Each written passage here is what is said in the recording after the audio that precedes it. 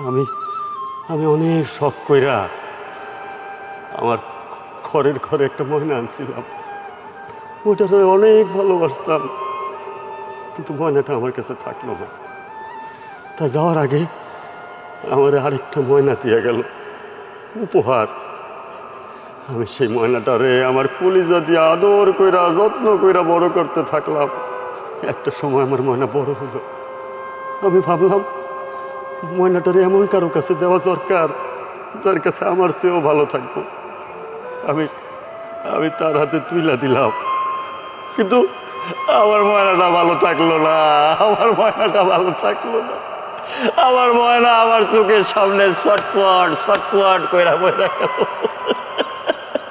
আল্লাহ আল্লাহ আল্লাহ, আমি যদি একবার জানতাম তুমি আমার ময়নাটারে লয়ে যাইবা, আমি জোর হাত করে তোমার কাছে বিনতি করতাম। আল্লাহ।